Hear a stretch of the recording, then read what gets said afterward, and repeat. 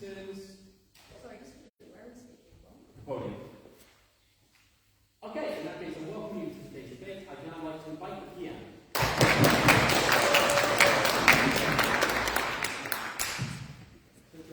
Let's go from over here to over down there.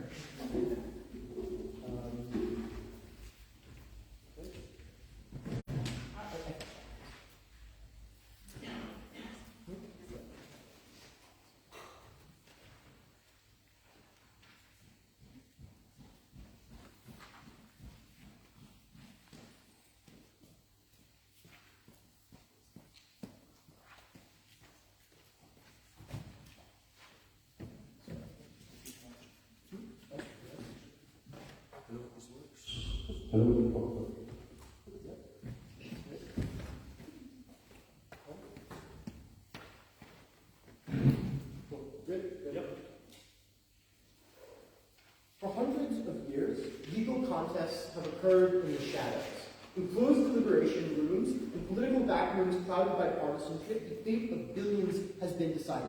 We say it's time to bring that into the democratic public. It's time to bring that into the light. 3 arguments in this speech. Before that, just a bit of framing here. So, given that this is democratic states, we're probably not talking about like overturning democracy or any of this. This is going to be policies that affect a lot of people. So things like abortion, infrastructure, any of that stuff would be like an important ruling. But also, even if they want to argue on opposition that there will be like cases against the government, I think probably given you have a lot of different political parties in most of these systems and they have different incentives, it's insufficient for them to say, well, the case is against the government and therefore the government can't decide it, insofar as the different parties within the government have very different understandings of what that result should be and are able to deliberate amongst themselves as to, again, what they think should happen. So the first thing we'll forward then is that you get a very positive change to how contests within the legal and judicial system function. Clarification, yeah? Would the decision by the government set the same type of precedent as if it had been decided by a Supreme Court?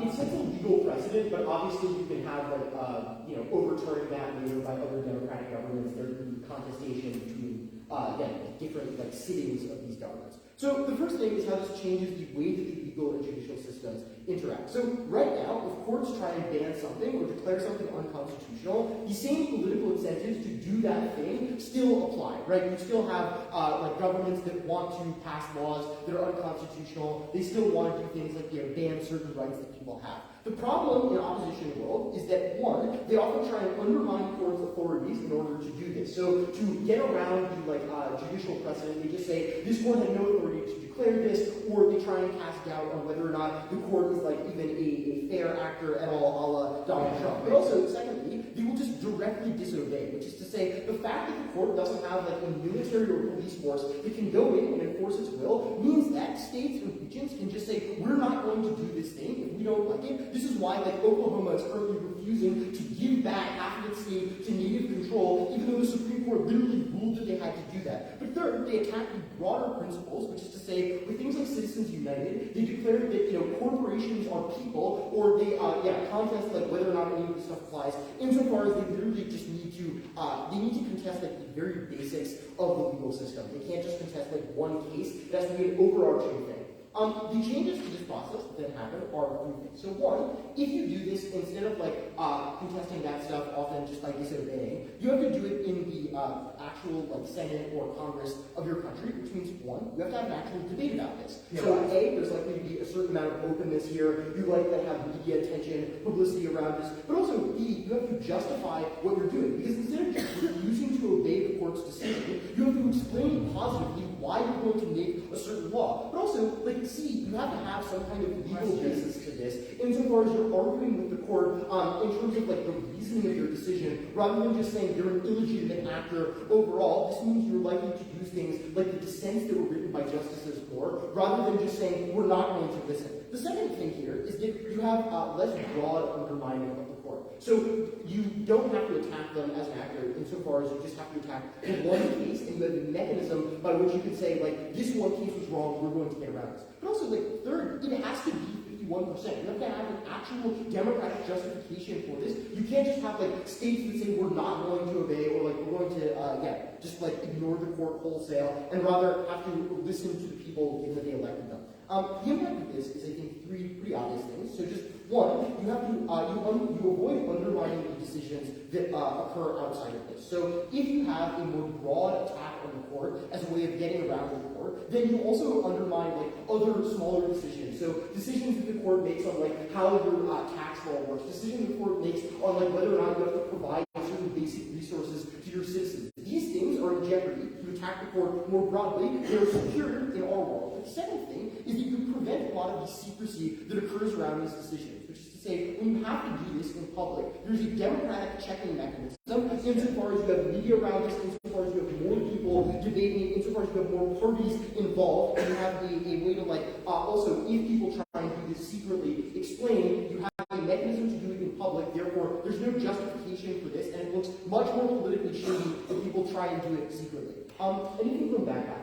So your solution to courts being undermined is to undermine them further by ensuring that any decision can be overturned by a Democratic majority. How does this make any sense? Yeah, because if you're undermining it in both worlds, it's better to do that in a really public setting rather than having it done secretly or in a less legally based way, which is the entire first argument here. So the second argument then is just that you lead to less politicization of the courts. Insofar as if you know as politicians that like when the court makes a ruling, if it's something really politically important, so something like abortion or campaign finance law, you can deal with that in the legislature. You also don't need to, first of all, have as many radical justices on the courts, because you know that the issues that they will be deciding, that you won't be dealing with in the legislature, are much more apolitical things, which also, secondarily, means that you prioritize things like competence much more, insofar as you're not afraid of whether or not like a competent person might vote for the other side, because you know on those issues you're still secure, and so you can prioritize just like good judicial reasoning. The second thing is that it's less politically salient as a campaign issue, because you're not deciding things like abortion law or affirmative action there, and you decide them in the legislature instead, means that you also don't politicize the court as much,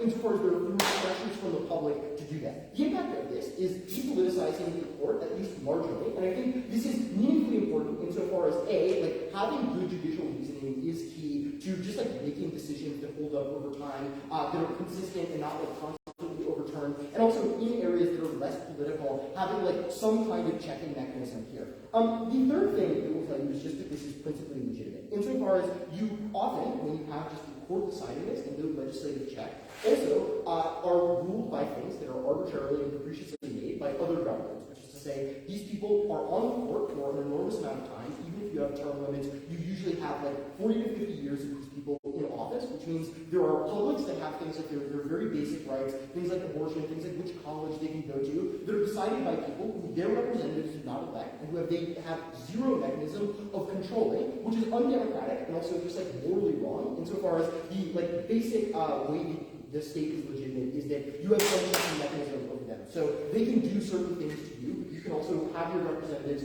vote on those policies as a mechanism of accountability. Without that, there is no power that the state can exercise here that is legitimate, and people are being essentially ruled by judicial fiat administration on the opposition side. Very proud of those.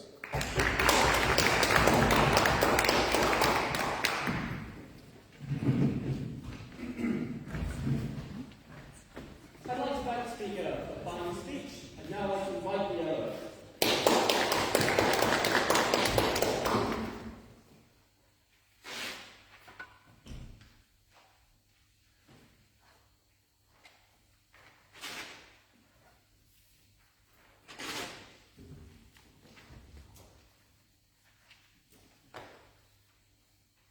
I think one thing that can never be forgotten in this debate is the fact that every time the Supreme Court has ruled in favor of rights for people, and it has involved overturning legislation created by a majority, which means necessarily, to the extent that a majority created these in the first place, a majority will be likely to overturn them, and you never have this sense.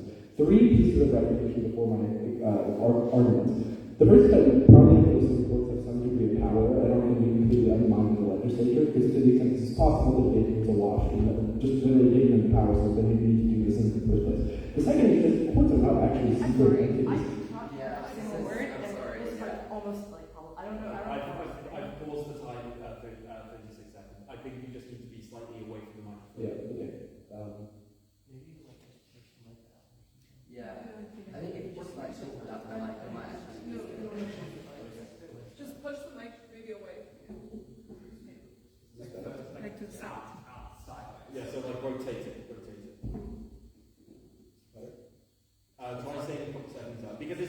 for 1 minute, I will allow you to restart. Okay, I can do so. Maybe like test the Yeah, can we just get a quick test first? Quick round of applause from simple as well. Is that better for people? Can you guys hear them? Can you guys all It's pretty audible from here because the speakers are pointing. So can we like move there? Yeah, the movie is. Can you put the microphone on the other side? I'm not sure if this will make that much of a difference. Yeah, that's much better. Oh, okay, perfect. So just, no, it's fine, technology, what can I say? Yeah. So whenever you're ready, like I said, start from the top. Yeah. Every single time a court has overturned legislation in order to grant extensive rights to people, things like access to gay marriage, anti-discrimination laws, it has always involved overturning the majority of the legislature that created the laws that courts are overturning in the first place. 3 pieces of refutation before my case. The first is that we assume the courts have some degree of power that will not be undermined in this debate, because to the extent that the legislature is capable of undermining power, we literally just give them a mechanism to do that in government. If they can already do it, then do it just and watch. The second is to note the courts are not these secret, shadowy entities, as Jeff says, but rather that arguments that are heard in the courts are public, that argumentation for why courts made decisions are publicized and often extremely thorough and technical and available to everyone. So I just don't think this is a comparatively true. And the final thing is that to the extent that they're worried about courts becoming political, the alternative is that all of the reasons we care about these decisions being political in nature, and then just give it to the legislature, and literally all of these decisions are made in a directly political way in the legislature, so argument makes sense. 2 broad measures. The first is like courts are reliable in making choices, and the second is that legislators being unreliable. Okay, so why do courts rely on, why are courts reliable? So firstly on the nature of the documents that they rely on. Constitutions often are created at the inception of a country and require buy-in from a large number of states in order to unify a country and put them together. Be that all of the states in the U.S. signing on to a collective set of laws, or any other situation, a post-colonial state requiring buy-in from lots of different principalities in order to unify. What this means is that in order to get this buy-in, we need universal principles that are broadly agreed upon and generally good. So things like individual rights that are going to protect minorities that wouldn't be willing to sign on to join in with other countries where they will become a minority if they're worried about their rights being overturned. This is why across the entire world, constitutions tend to be more progressive and grant more rights than would be popular by the general population, which is generally a good thing for people. The fact that states often vary, the second is just to say that the judges themselves often have very strong incentives. They're more resistant to things like populism and bribery because they need constant money to run political elections and campaigns and are generally financially well off. The fact that they are appointed for life and don't have very good elections means they can look into the future. How are they going to be perceived in 100 years by people? If they're taking away rights from people versus not, they care very strongly about their legacy. And I think this also means things are long-term. Just in terms of intuition comes from this fact. Often you'll see courts ruling against the people that appointed them. So Trump appointing overturning the Muslim ban, for example. But also the fact that courts are unanimous in many countries, in Canada, where they almost always are unanimous, illustrates the extent to which courts are not super strongly tied to the people that elect them, but rather overall principles. So I think the technocratic evidence they bring are also very important. The fact that courts will do things that follow precedent, which legislators do not feel beholden to when we go against popular will, means you get internal consistency. I think to the extent that people are worried that underlying legal principles, like how contracts are interpreted, or whether or not they have, for example, access to certain types of rights, makes things less stable, makes companies less willing to do business or invest in a country, or makes you volatile and shifting power and overturning, especially when legislation is being applied, for example, makes things less stable. I also think that, like, for example, this is why these things will often outpace popular will. So gay marriage being granted in South Africa, India, and the United States, when these principles were all broadly and popular, illustrates the ways in which the fact that courts have holding these documents and have non-political incentives to grant rights. But the final thing is just to note that they have the ability to give checks and balances. So firstly, they are limited to some extent. Like, they don't want to completely have a degree of overreach that undercuts their legitimacy in the eyes of the public, because these things enable politicians to undermine the court and get away with it with a democratic backlash, because people broadly value the principles of democracy and courts in turn. So this is why they're going to be insane. But also, the purpose of limiting power, like I said, is a simple majority. So I think, like, bringing up an example of abortion in the United States, it's kind of funny, because the court overturning the previous ruling on abortion just brings back to like zero, as if the courts had never existed in the first place. The comparative then is when Roe v. Wade, which never been passed in the first place, which is probably worse, so at least like that's probably better. Why are legislatures unreliable? I think they're often majoritarian at best, which means that to the extent that they enable 51% of the population to override the other 49. But in the worst case, they often don't get huge problems like gerrymandering, bribery, or outright coups that mean that they're not even susceptible to that many people. I think that they often you have things like short-term power grabs where government is elected and then does things to immediately increase their power. So changing electoral rules, limiting access to ballots to a lot of people. And these are places where courts often step in and make a difference. So you have things like courts overturning, even Republican courts, overturning Republican electoral maps in the United States by going back to the founding documents that outline the way democracy is supposed to function. Again, because they're like all the examples of how you're supposed to like follow laws, for example, which means that they're often pivotal in overturning coups. It looks like courts in Peru overturning the prime minister's desire to like dissolve parliament and take away people's democratic rights. It looks like this is precisely why countries like South Africa have a different court to prevent corruption and government capture, which means that to the extent that you value democracy as a principle, the fact that courts are capable of overturning and preventing these types of coups by ruling against them means that you like increase the likelihood that democracy persists in the future. I'll take a point back.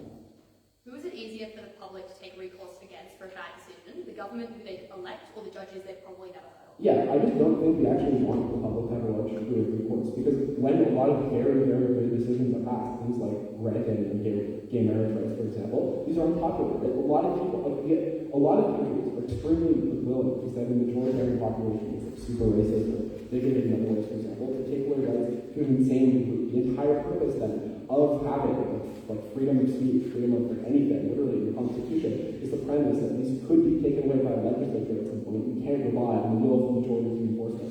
I already gave some mechanisms why courts are not likely to be insane. They have obligations to rely on legal precedent, for example, insurance ability, all the stuff about popularity and cost of law, and stuff like that. I think you also get the prevention of government corruption by enforcing the rule of law. So this looks like even in relatively progressive countries, this can be relatively effective. So in Hong Kong, after the national security law was passed, one of the ways that courts were able to limit the degree to which it was able to oppress people was by doing things like overturning the government trying to limit who can be appointed as a defense attorney for people that were charged under the law. So the government was trying to essentially force people to have a government tie people that would not provide a reasonable defense. But because courts were beholden to legal norms and laws, they overturned those decisions and enabled people to have a fair defense. I think that all of these things mean the courts are substantially better at ensuring that democracy and the freedoms that are built into our constitutions are preserved in the long run, which is massive benefits to the quality of life of people under the status quo in countries all across the world. For all those reasons, I'm very proud to propose.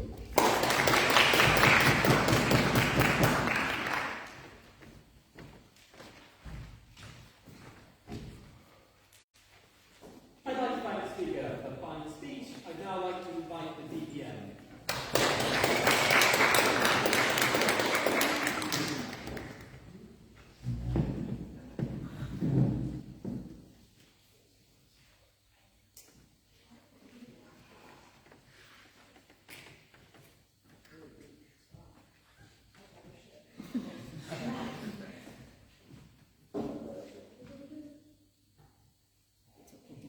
I agree. His name should chalk the capybara, because I know she was alive.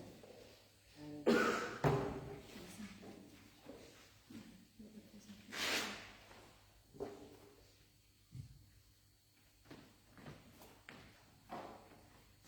I'm just like assuming a novel, right?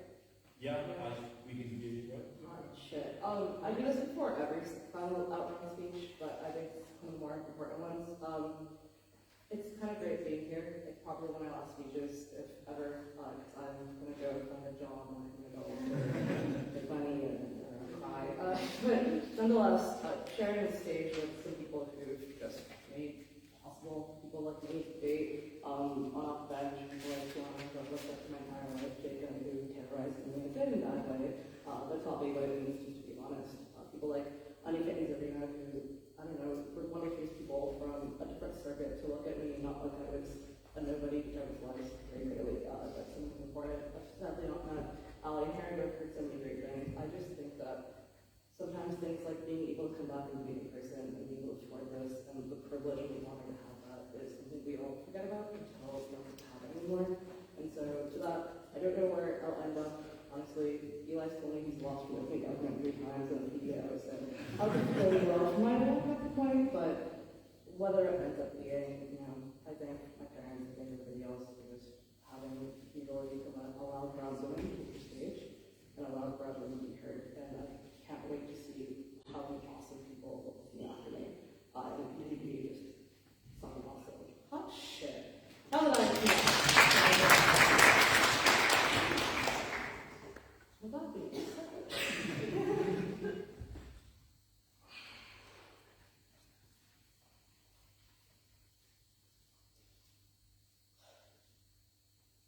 The pandemic taught something really important, and that is our massive fear of no control. And when you believe that you have no ability to guarantee your own rights, that you are left in the hands of 8 to 12 people who rarely ever look like you or believe like you are continuously in a state of despair. What Eli tells you is very clear, that though opening opposition is correct principally, that this is the way the court should work, the reality is shown otherwise. You have seen a court unchecked and unliked, but more importantly, powerful without any cause above it. Let's just walk through opening opposition. I'm going to give you the best responses that I can, try not to straw anything of it, I think leaving us in a quite good space. Opening opposition posits two important things. One upon reliability, and two upon legislatively. Noting reliability, they extend a few arguments here. A, that judges are likely to be apolitical because of perception and others for secondary reasons, and that they've made decisions that people who look like them or vote them in have disagreed with. A few problems here.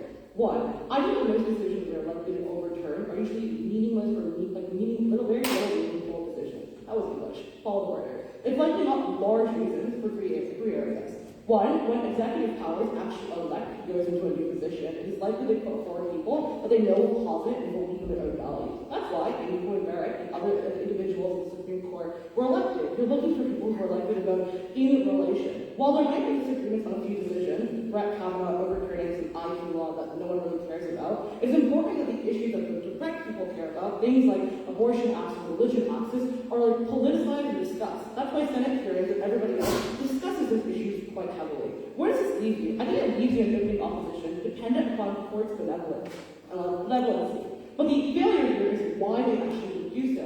Given the fact that they themselves say courts are able to perceptually deliver a message that most human beings who don't want to go to law school don't understand, this checking mechanism is really poor. What does Eli Kelly's response? He notes to you that most of the checking mechanism, the ability to put someone on the Supreme Court, is unilaterally decided by the executive. That on balance, if you're in the US, with a dog shit, our electoral decision, pull out a hat or locks, and other spaces have failed representation, means that you really can't do anything else unless being stopped by the president or whoever is in charge. This is significantly worse. This is kind of where CGPOI hints at Eli's impact as to why it is net better if somebody else do so. I think the second part where OO goes at it is saying, well, you have an incentive to care about legacies. You don't need the person who is against this. I actually think that you only care about your legacy for those who agree with you, which is why you're okay being radicalized insofar as you made a decision to uphold something very valuable or not. We are going to always remember the 9 justices that passed Dobbs v. Jackson because of some integral, or the people who delivered the case for Brown v. Board of Education. It's likely your legacy represented on both sides, and I don't really know exactly why it is being political to do so.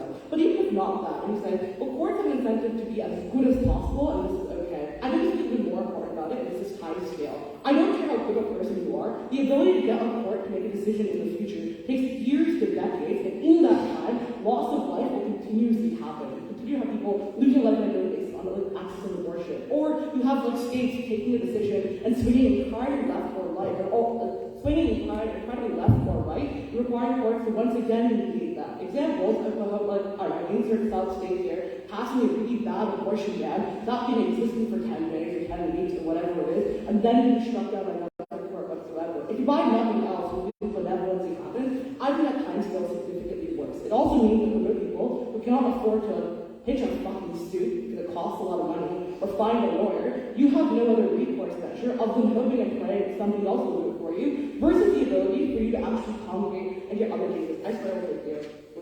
Let's go to the last part of this, right? If not that, it's like, well, overturning brings you to square zero. So where does this leave you? This actually isn't correct. Because what Eli tells you is that you don't overturn a legislative decision, you overturn a principle. So with Dobbs v. Jackson, you were overturning the principle of privacy, or that existed in the Constitution. The problem is, that overturning meant other decisions based on that also coupled with it. You had a question about where interracial marriage was. You had a question for where everything else existed. Like precedents stack upon each other. So overturning it leaves a lot of other rights in jeopardy, but above that, I think gives you more power than you had before now, which is significantly worse. Which means that of course, the legislative decision, it's probably giving them the right to also decide about things that weren't invalid. Dobbs v. Jackson wasn't about interracial marriage, but the decisions you made were able to influence that unknowingly as well. Why is it better when the legislature does it? I just feel like tells you a few reasons why.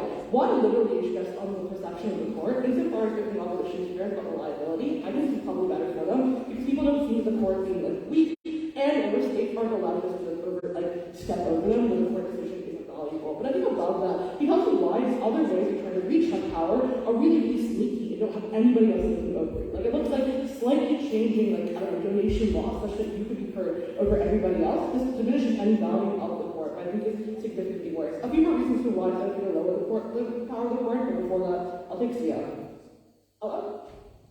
The comparative is not having a right to privacy ever, and at best, having it oscillate back and forth with different government reforms. This is a really intriguing part where they're like, oh, courts pass policies that people don't agree with. I don't know how true this is, right? Like, insofar as it is that courts are able to, like, legislate things like gay marriage that nobody agreed with. In India, everyone agreed with it. People wanted this to a significant extent. I don't know what political level we put here. But if not that, like, if you say, okay, people, like, so many decisions that are against the positive will of people, and like 51% of the majority of both legislative states hold on to it, as much as you and I might think this is a positive, good thing, it's not being, like, that's not the reason as to what, like, courts and security, like, moralistic values of those important things. I'll explain that in 5 seconds. Let's talk about, like, why it's going to lower the power of the court. 5 reasons why. I mean, I think Eli gets really heavily about electability and accountability, where he tells you that the unilateral checks of, like, the executive, or the lateral checks from the executive, or the only one being able to put this in, is significantly worse.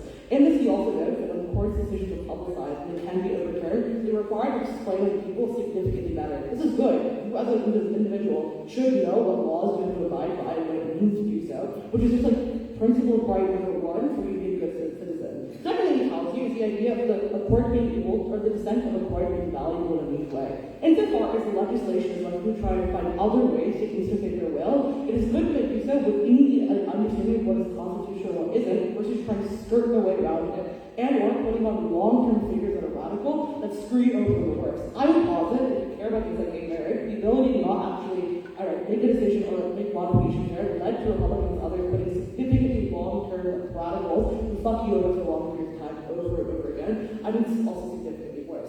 Finally, I think if you make like courts stop legislating. Notice previously they passed policies. Is this okay or now? Now they have the power to like pass abortion is legal or not. This is them overstepping their power because as the constitutionality has gotten more and more complex, they stepped away from worrying about unconstitutionality as their own principle. That is just the worst. We're probably one of the last times. Incredibly proud of those.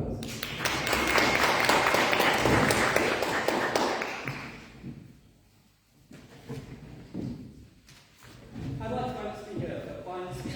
I'd now like to invite to conclude the top half of the dialogue.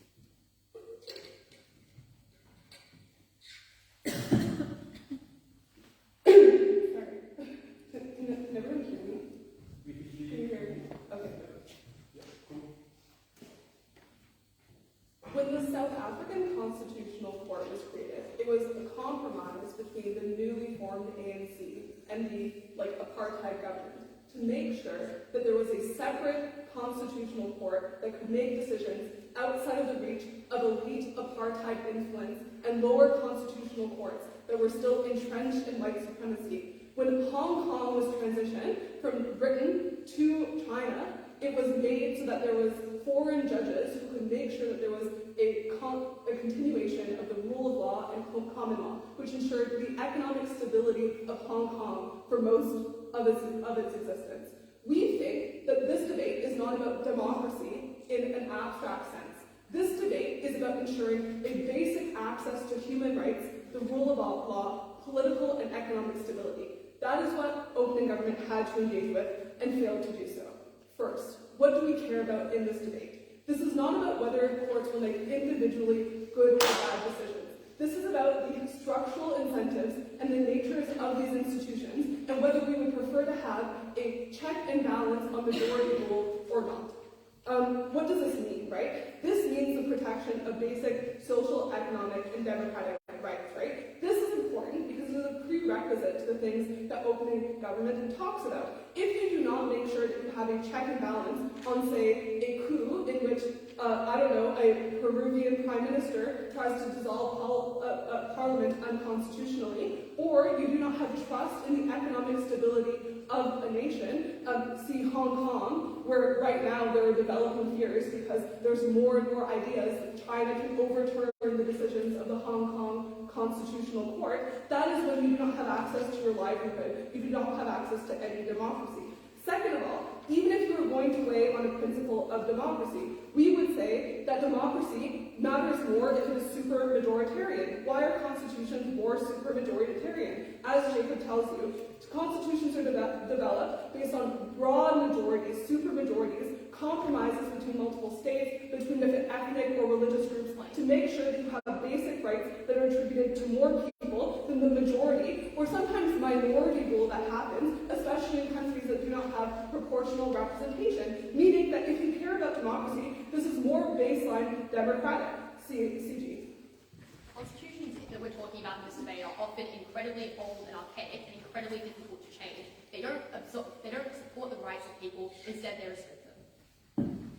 So, the development of constitutions is interesting because they know that they're going to be around for a long time, which is why they tend to set baseline rights that can be interpreted and adapted over time. It also means that a lot of countries do have ways to adapt those rulings. For example, in Hong Kong and Canada, they've modified their constitutions informally by interpreting basic principles of minority rights and the rule of law into their constitution going forward. So we would say even when they are old, they are more likely to involve those things than the majority legislature that has no incentive to care about minorities if it is not their primary voting bloc. 2, what is the structure of the court and why is it more likely to be a moderating force that protects basic rights? 1, Jacob already tells you why broader buy-in by states, elites, and international law means that courts are built in a way that is likely to ensure stability. So if you're building a new country where you're trying to adapt your constitution and modify it like you did in Spain, you probably want to make sure that it's something that makes you seem stable on an international level, to make sure that you have more investment, that you have more trade. So there's an incentive to do so. 2, you often have structures that separate influences, right? Which is why judges are very highly paid, so it's harder for them to be corrupt than the average legislature. So even in countries where corruption is rampant, judges are on balance less likely to be corrupt. Thirdly, and this gets into the accountability POI we get from CO, the incentives are better, right? So 1, lifetime appointments mean that it is harder to do things like care about the short-termist views that oftentimes the majority population cares about, right? So legislatures will often vote in reaction to one media bit as opposed to the long-term incentives because they care more about the election happening in 1 year than they do about the long-term sustainability of what they have decided to overturn. Second of all, the justices have an incentive to ensure the legitimacy of the courts. 1, they have a huge reputational one. Note that a lot of judges, either 1, are part of elite classes that mean that they want to seem like they are doing something that is positive in society and that they're not doing something that is radically activist. 2, oftentimes they take jobs afterwards that require legitimacy. So for example, when Beverly McLaughlin's retired, she now does a lot of press conference and writing, which means that she wants to have a reputation for being a fair and neutral judge. 3, it looks good, which is why France switched its constitutional model to make sure that it resembled other countries that had more constitutional legitimacy, because it made the judges look better. Insofar as there is bias, that bias is less likely to be interventionist. Why is that? Because even if you have extremely biased courts like the US, so the US is probably the best argument for that, and it's still not good. I'm not going to take you, sorry.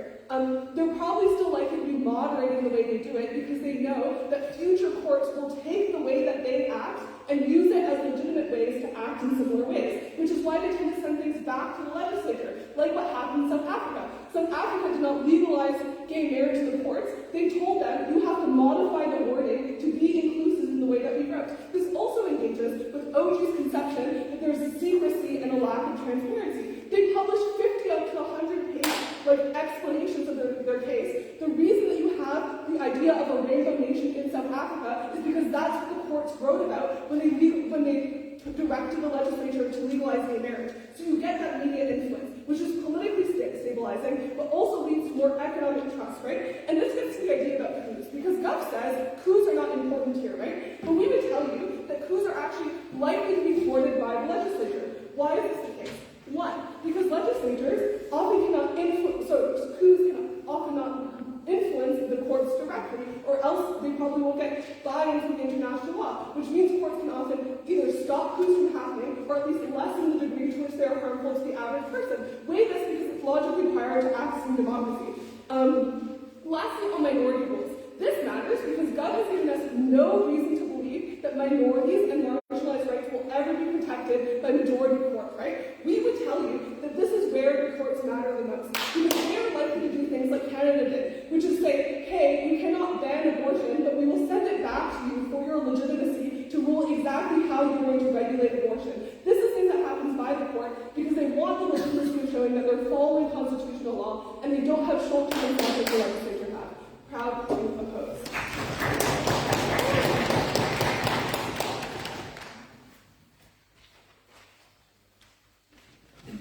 I'd like to thank the speaker for a fine speech. I'd now like to invite MG.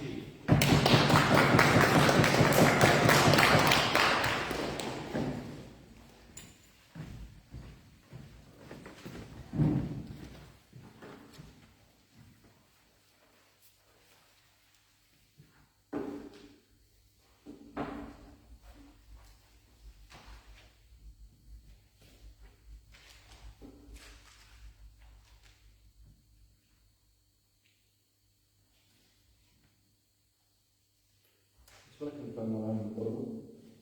Yeah. Okay. Do I just have to accept that? Is that much better? Okay, good. Even if I talk forward. Yeah. Whenever you're ready.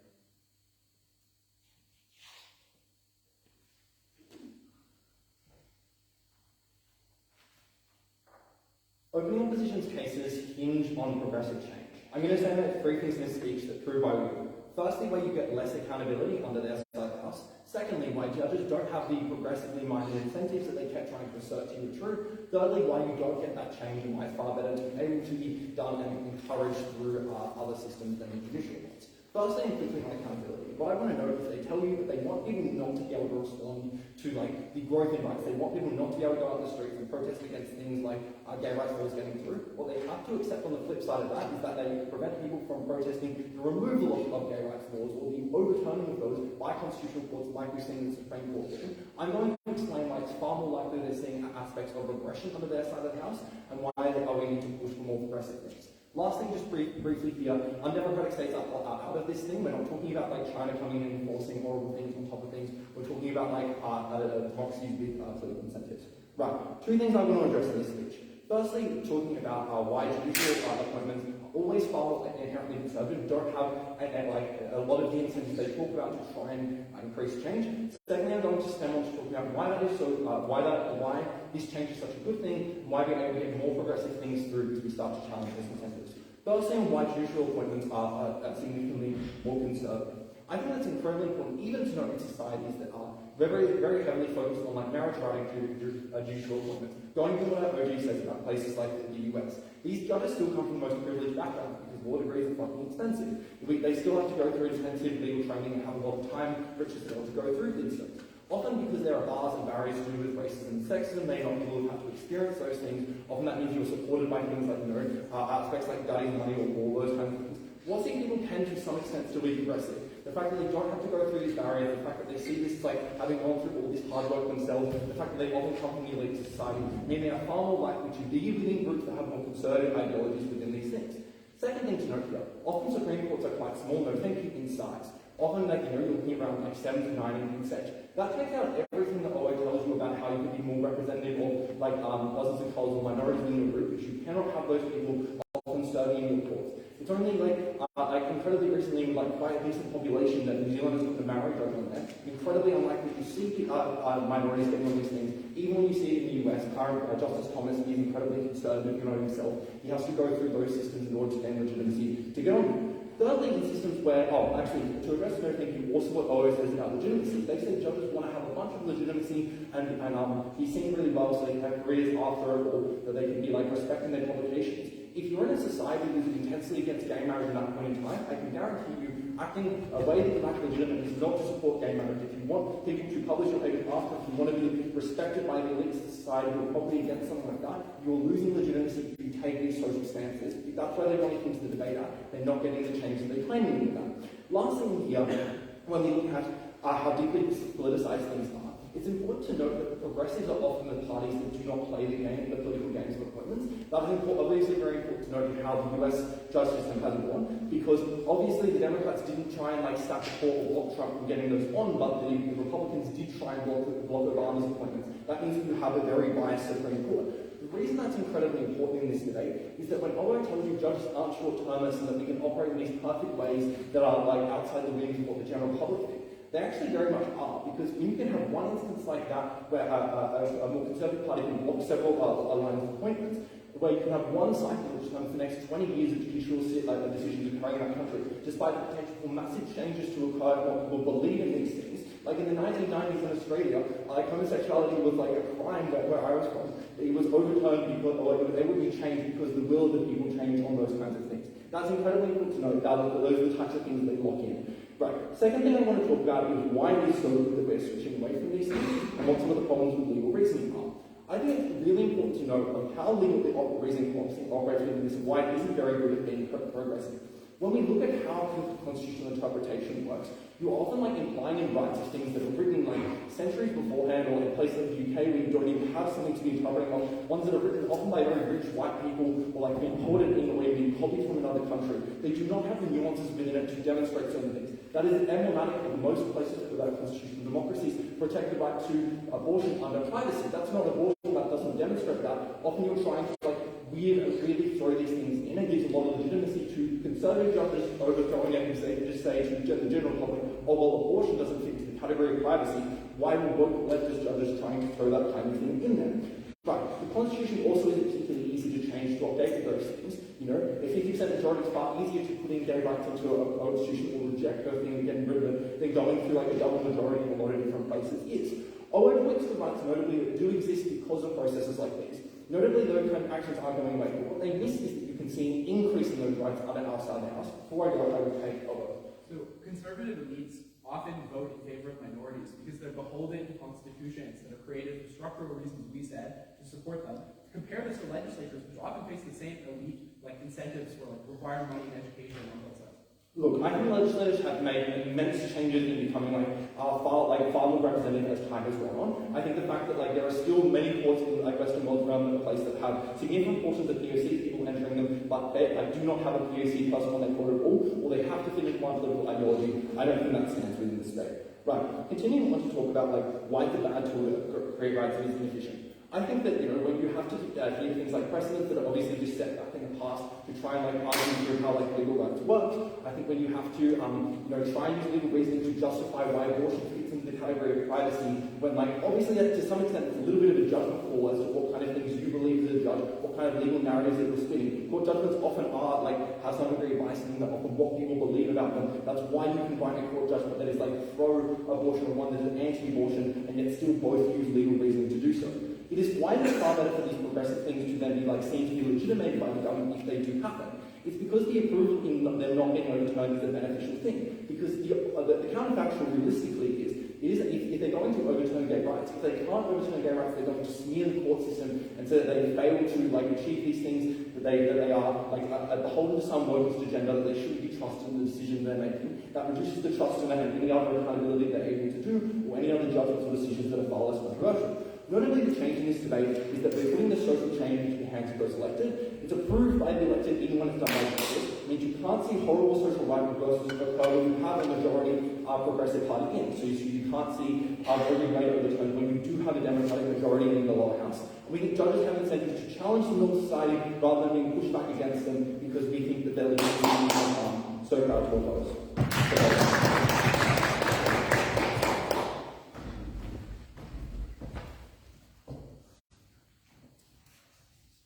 Okay, I'd like to thank the speaker for the final speech. I'd now like to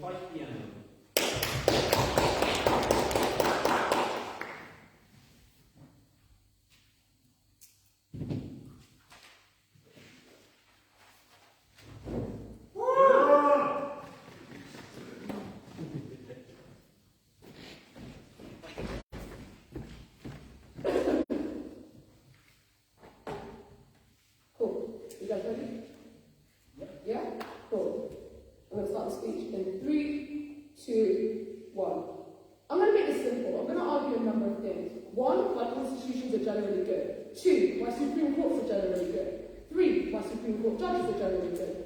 4, why the democratic system should not determine rights. 5, why democracies are bad and will not lead to the maximization of fulfillment of rights. And 6, if I have time, sorry, Annika, if I don't, wait. Firstly, why are constitutions generally good? There are 3 reasons. Note that this is not only more in quantity than opening opposition, but they're going to be better.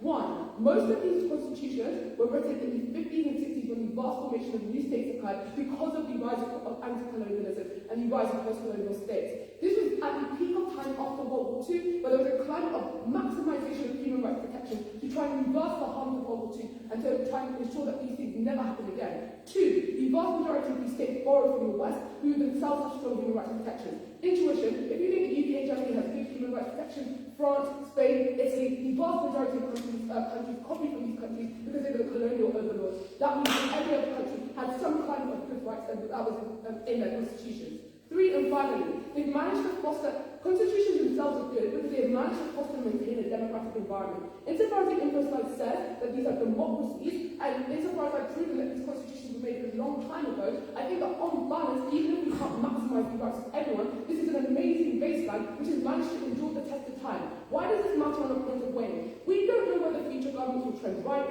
trend left, whether they'll be competent or whether they'll be malicious. But we know for a fact that these constitutions are great at preserving the base level of rights that allow democracy to foster.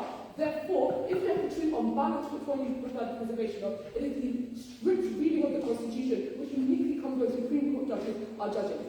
Why is this the case? So secondly, why are Supreme Courts generally good? The majority of Supreme Courts aren't quite politicized like the US. I think that most engage in independent, experience-based appointments. So for example, in the UK and Europe, we have independent Supreme Court commissions. In Israel, we are appointed within the legal profession, which is why the Israeli Supreme Court has been anti-Netanyahu despite being in power on and off for the past 15 years. Why is this crucially the mean case? There are 3 reasons. Firstly, there is a general respect for judges and legal profession in democracies, and they are generally seen as being impartial. That is why, and this is the intuition, we allow them to adjudicate the law at all levels. So for example, you never see mass disputes of criminal cases. Most people trust the judge system, they trust the appeal system, they trust the court as a source of verification. 2, politicized appointments are very unique to the US checks and balances system, which is why the vast majority of countries have independent systems. Thirdly, again, colonialism was often the basis of the fusion of legal norms, which means that the UK and European independent system is the most common globally. The impact of this is judges are independent and objective in the vast majority of cases, which leads to them being rigid in their interpretation of the Constitution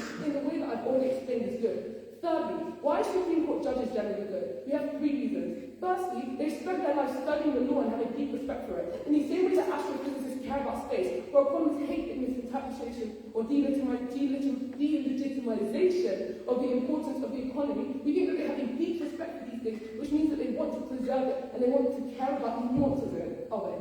2, their incentives are reputational based. Now, although said that they care about their legacy in 100 years because they're not in a short-term election cycle and have tenure, it's not clear why politicians being in an uncertain environment means they don't care about legacy. I'm going to go further. I think the very socialization of judges makes them beholden to expert judgment. In the same way that debaters care about WUDC PDOs, and no normal person understands that, I think that judges go to law school, they go to the bar, they rise up into the legal path. They want to be referenced and supported in texts that they study, and they want academic clout. This is why they use legal and logical mechanisms to explain their points, and this is why they care first and foremost beyond their ideology about the preservation of that constitution and proving that they're a defender of it. Thirdly, how they argue is rigorous in 2 ways. 1, they use precedents which require thought if you want to overturn them, because you have to undermine the logic of those precedents. And 2, legal arguments are logical in nature and start from basic principles of the Constitution, which I've already proven are really good at preserving democracies for decades and decades and decades.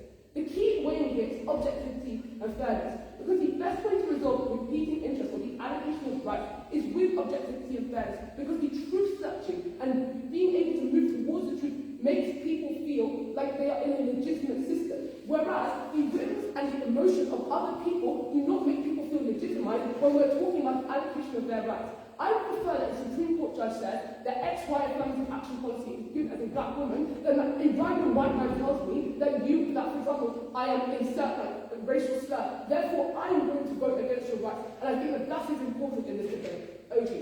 Legislatures overrule on both sides, either publicly on OG or secretly on ignoring refusing to enforce, legally undermining like USC. Okay, please, but I don't think that you understand how constitutions work. Legislatures can't just undermine what the Supreme Court says, and if they think that that is the case, they have a completely different conception of reality, which they should have spent time framing in open government. Fourthly, why should the democratic system not determine rights? There are a number of reasons. Firstly, the tyranny of majority must not be the most important thing in debate. But secondly, even if democracy is key, opening government and closing government can't prove that they maximise democracy due to democratic deficits, meaning that rights protection is the most important thing. On the first thing about the tyranny of the majority, I have 4 points. 1. Just as a thought experiment, you wouldn't let the majority decide who gets to vote and who is not allowed to vote. And the reason why is because voting is an essential tool to defend your interests. Therefore, you can't let majoritarianism decide the allocation of rights because rights are foundational to pushing for your access and your interests, and you must have the legitimacy and recognition and equity of the state to be heard. That is what rights are, and therefore they can't be decided within the democratic system because they are foundational to it. Secondly, the electorate often want hypocritical allocations of rights, where certain people get less based on immutable characteristics, such as being gay or such as being black. I can't help that I am black, for example. Therefore, it's not clear why that is a sufficient justification for someone who's come into, and why their democratic right to vote on the deprivation of my rights is legitimate. Fourthly, rights are about humanity and agency. Insofar as democracy is a competitive exercise and you're competing against each other, the same majority who denies me the right to, for example, vote or denies me the right to access certain rights cannot be the same majority with whom I am competing in an election when we all go to vote on the ballot box. Fourthly, it doesn't harm you that other people have rights, there is no trade-off, so there is no reason that people should be able to, who are not concerned with that issue, to come to the ballot box and vote on the allocation of my rights. Finally, why can't they maximize democracy on their side? 1. Personality politics and rhetoric is the easiest point of resistance for the government because it's very easy for them to use rhetoric to try to anyone. 2. Polarized political system means that parties themselves don't have accountability because if you're a black Democrat, you're always going to vote Democrat, so you're never going to vote on this issue. 3. People vote on a vast variety of things, so that's to trade off the economy and voting on this constitutional amendment. If we maximize rights, we win as a result.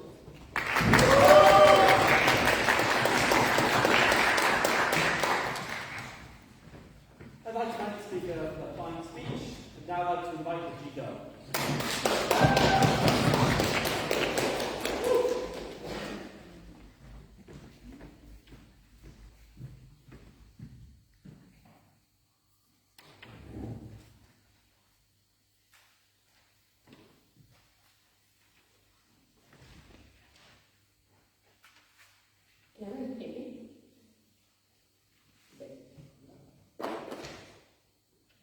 The initial Australian Constitution was one in which it did not recognise Indigenous Australians as citizens of the country and did not count them in the census.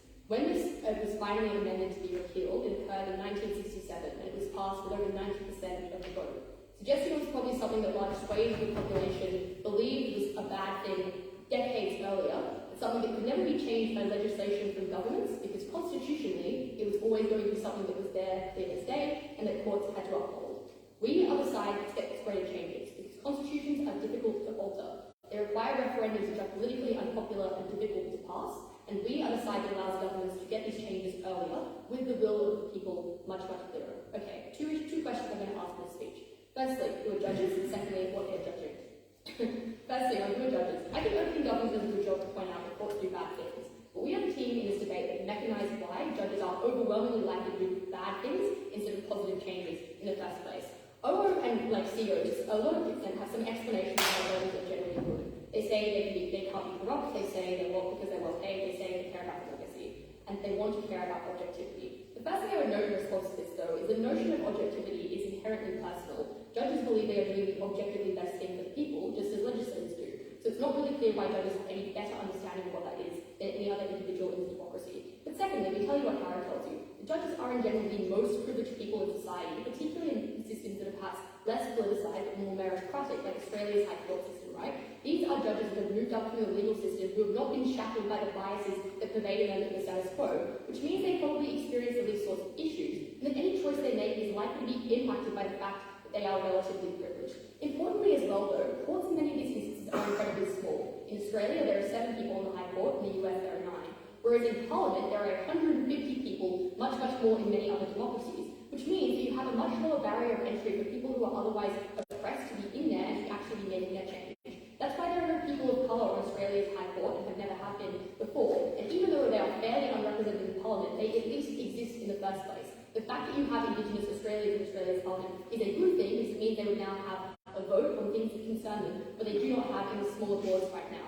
This is incredibly important because even if you don't believe that judges are super aggressive in all instances, in general they're less progressive than the rest of society, or they're more aggressive than their compatriots in the legislature, which is incredibly important because this means that any harm that is going to be occurred here is much more likely to be progressive in the courts and overturned by the legislature than progressive in the courts and overturned there. Also, we just presumably note that a lot of the mechs about legacy presumably also apply to people in Parliament as well, so it's unclear why these only apply to judges in these instances.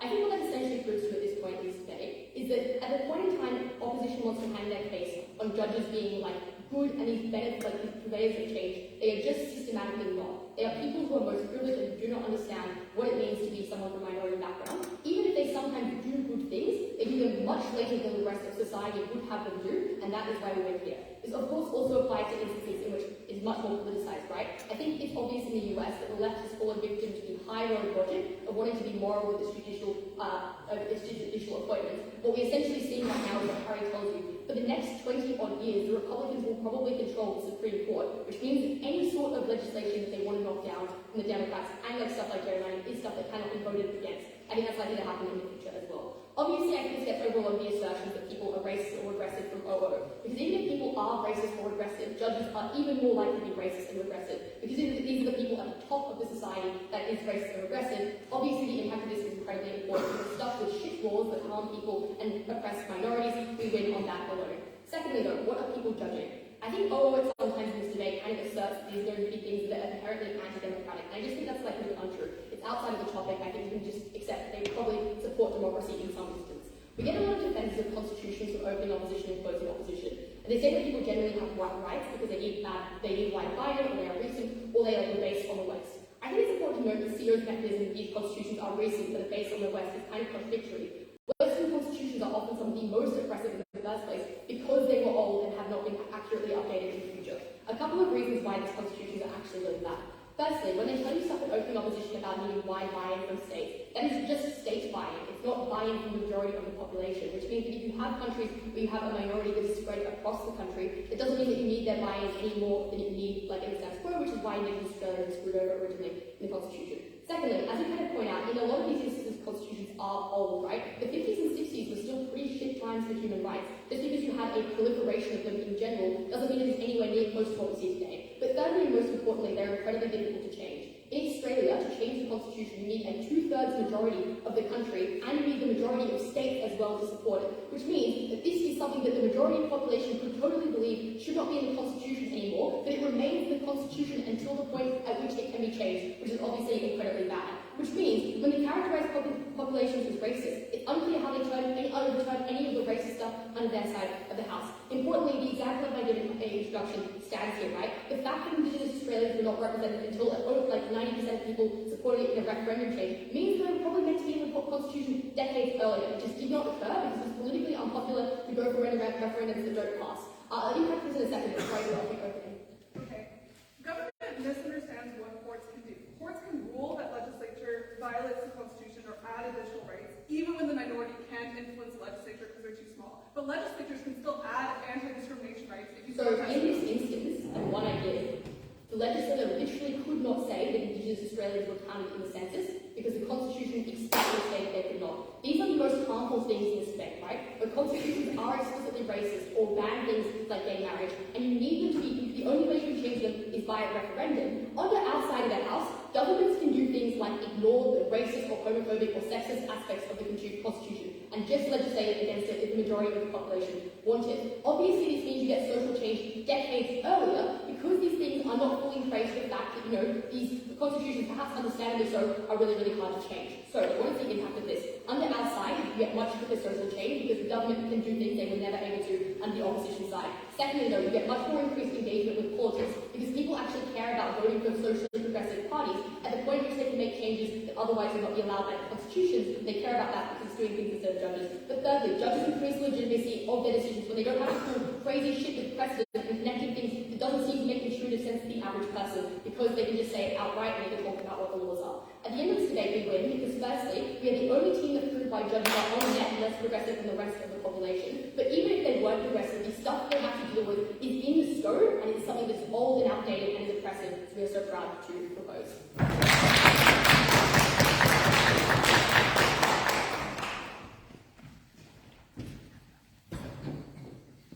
I'd like to thank the Speaker for the fine speech.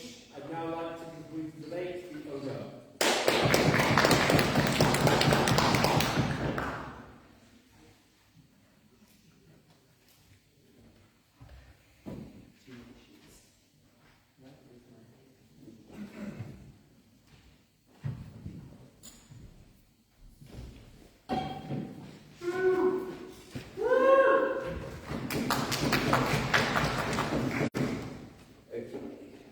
Is this good for everyone?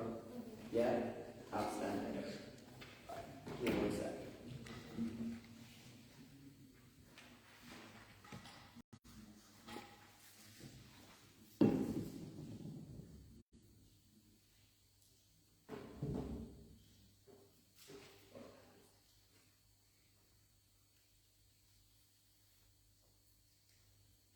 This speech is just going to be a simple team-by-team going through why explaining why we beat each one. I'm going to start by weighing our case against open opposition. So the open opposition mechanisms for why courts make good decisions are firstly there was elite bargaining to create these constitutions in the first place, and then secondly judges care about their legacy and reputation in the long term. And I would note that these are obviously good mechanisms and certainly true in some contexts, but I'm not sure if they're true in every single one. So, for example, every single person who argues for a revolution might all be members of the elite. But, for example, in India, where every single person who was in the Congress party, which achieved the revolution there, was a member of the elite and had studied in the West and incredibly rich, like Nehru went to Harrow, etc.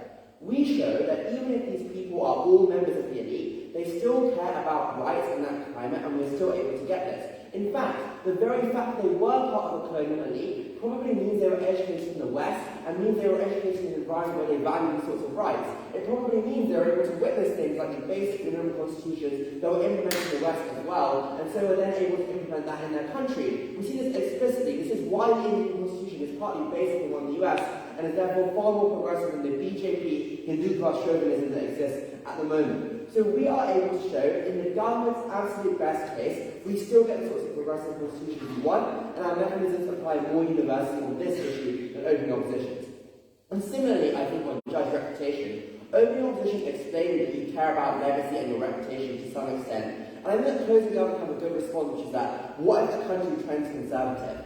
I think that we are logically quiet, and I hate to use that word, but we are to this case. Because we explain that the specific reputation that you want to value is the reputation that you face in the international legal community. It is the ones of fellow judges around you and so on. But also, crucially, the fact that you've chosen to be a judge in the first place, rather than becoming a super rich corporate lawyer sellout, probably means you value these things incredibly inherently, regardless of any reputation. So again, I think we show, and we're able to complete this argument and actually prove it, because we show that the specific degrees of reputation that you care about are the sorts of things that lead to the changes they want. And the last thing that they say similarly on why democracies are likely to be bad, open opposition again have talked about gerrymandering and lobbying. I think this is probably a much more US specific case. I think we show that there are general trends in democracy related to personality politics that make this bad. But also crucially, even in the best case of a fully functioning democracy, that is unlikely to lead to good change. Because, for example, you have to only vote for one party, so your preferences are unable to be fully reflected. I know people, for example, who are economically right-wing and socially progressive, but still vote for the right-wing party because they value that thing more. So actually get a more holistic vision of change on outside the house. So I think therefore we're able to show mechanisms that don't rely on context and are far more universal on every single issue, which is why we're beating open opposition. And the key way about why this point is crucial is that when these rights are able to be far more longer lasting, which is what we're able to prove, you're able to have certainty in order to actually effectively live your life and be able to have a good quality of life in the long term in general, and that's the most important thing. So, given that then, I think we're able to provide a better set of mechanisms for open opposition on the same issues, and so we're able to take over them. Secondly, on closing government, they have mechanisms about why Supreme Courts tend to be bad that are threefold. Firstly, they're rich white people and members of the elite. Secondly, but they're small, and I think their best one, which is that they have long-term holdings and so become out of touch. The first thing, and this is a mechanism I really hate in debating about rich white elites, just because someone is a rich white elite person, it doesn't mean that they're necessarily conservative. In fact, the very education that they probably received in universities emphasizes this degree of rights from the kind of teachers they've been taught. Like, guys, look at debating. Everyone here is usually pretty fucking privileged, but they're also incredibly left-wing. I don't think this actually makes much sense as a mechanism. It doesn't stack up with what we see happening in the real world. The second mechanism that they have is that they are small, and so that a judge's individual biases matter far more. I know, first of all, that they can still be incredibly representative, because you can just have a representative set of the population within this 9 people. See, for example, Biden appointing a black woman to the Supreme Court just now. But also, crucially, these judges are trained to be objective. They are trained to put their biases to one side, to judge as the average reasonable voter, but actually the average law interpreter. And so they're able to actually work incredibly effectively to deal with this and put their biases aside. In fact, they've been there for a long time. The best mechanism they have is that these people will become out of touch because they have long-term kind of, they're able to be on the Supreme Court for life. Again, I think this is kind of US specific, but even if it's not, I still think that actually the fact Supreme Court, this is not necessarily a bad thing. Why is being in touch a good thing, especially the electorate is likely to become increasingly discriminatory? But also, democracy doesn't necessarily improve this because of the reasons we say about personality politics. The third thing I would note here is that cases which talk about certain themes and rights and so on get brought up all the time, and so you're always presented with chances to reconsider your view and form a nuanced position. But actually, if someone is on the Supreme Court for life, then maybe they're just an incredibly effective judge and we should probably trust them. Maybe they become out of touch, but I don't think they do enough work to show whether being out of touch this is bad. But finally, on weighing, I want to just be incredibly charitable to this team and concede the entirety of their case. Maybe, even if you buy everything, and actually judge as a conservative and a slow, why is that far better? Now, closing government themselves say there is a path for reform on their side of the house. You can do things like referenda, you can do things like have a supermajority for change. And if this thing is popular, this will obviously happen because there is an electoral incentive for it to occur. But it's actually far better on their side of the house, because now, before I talk about that, Arguments with judicial care showcase that people make decisions, but not moral ones. All these case-wise Supreme Court, there's a I think we've actually improved their moral decisions. So, lastly then, actually this reform is far better, because the main thing for rights is certainty. You need to know as a minority that in 5 years, if the election goes slightly wrong on a very fine margin, your rights are going to be removed. You need to have that certainty to be able to actually live your life in the first place. And insofar as a referendum and supermajority is far more likely to last in the long term than a particular majority decision, that's actually far better. So even in their best case, we win. The last thing I want to do briefly is this opening government idea about, secrecy. I just, plausibility check. What does this look like and how does this happen? How can a democracy just come in and, subtly undermine the Supreme Court's decisions? I can't think of a single case in the real world where this has occurred. And I would note that if a Democratic Party is actively trying to undermine the Supreme Court, there are massive incentives for the media to actually look into this and show that this is happening and that it's actually deeply problematic. So, given then that the Supreme Courts have to be public and these things are heard publicly, and the big decisions they make have to have justifications for them that are available, I don't think the secrecy case is in debate. I think at the end of the day, we just provide a very, very compelling and universal set of mechanisms to win. Proud of this.